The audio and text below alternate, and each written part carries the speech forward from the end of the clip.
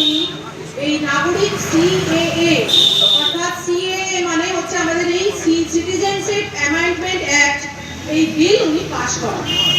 এই বিল উনি কেন পাশ করান তার জন্য দু এক কথা বলতে হবে।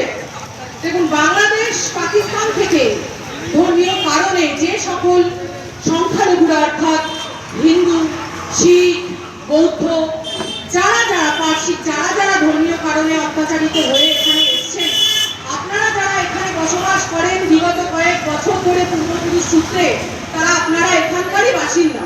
কিন্তু যারা বাংলাদেশ থেকে বা পাকিস্তান থেকে এসেছেন, তারা কেউ কারোর বিশাল জমি ছিল, গোলা ভরা ধান ছিল, কারোর বিঘা ভরা মাছ ছিল, প্রচুর জমি জামা সম্পত্তি, তারা কিচ্ছু আনতে পারেননি। তারা রাতের অন্ধকারে ধান ক্ষেত পেরিয়ে এই ভারতবর্ষে এসে তারা আশ্রয় নিয়েছেন।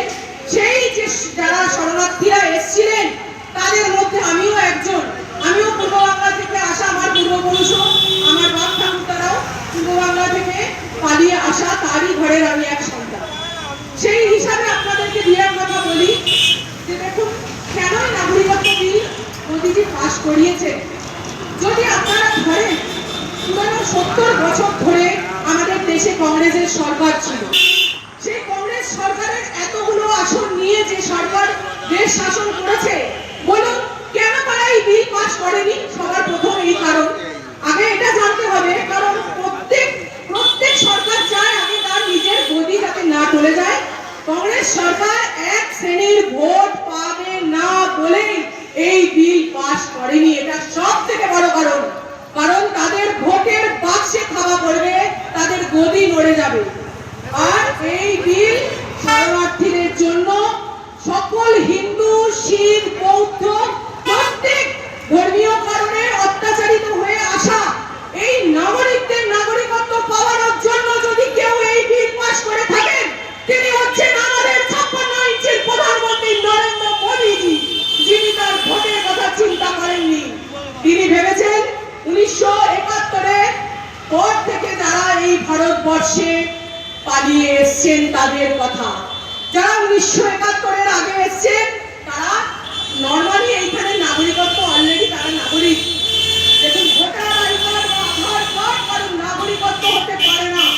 তার কারণ অবশ্যই তার বিশদ কারণ আছে।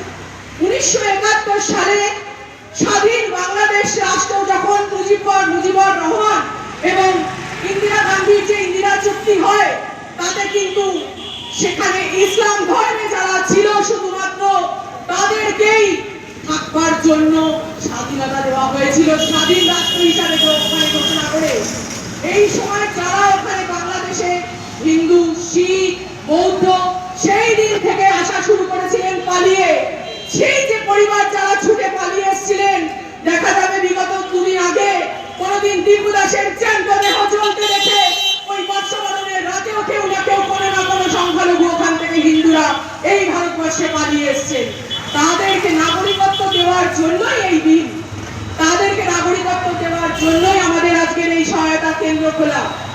যারা এই নাগরিকত্ব এখনো নিতে আসতে পারছেন না, ভয় পাচ্ছেন বা কারোর দ্বারা প্রভাবিত হচ্ছেন, বর্তমানের মুখ্যমন্ত্রী মমতা ব্যানার্জি যাদেরকে ভুল বুঝিয়ে মিথ্যা কথা বলে প্ররোচনা দেখিয়ে বলছেন যে যা যাবেন না, নাগরিকত্ব দিতে হবে না, তিনি ভুল বলছেন, তিনি মিথ্যা বলছেন।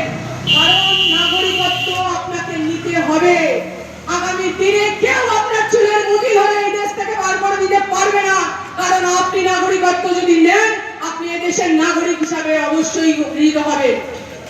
আর রইল পরে যারা এখানে বসবাস করছে, তিনি উস্কাচ্ছেন মমতা ব্যানার্জি, তিনি এক শ্রেণীর মুসলিম ভাই বোনেদেরকে উস্কিয়ে বলছেন এটা এনআরসি হচ্ছে, তোমরা যেও না।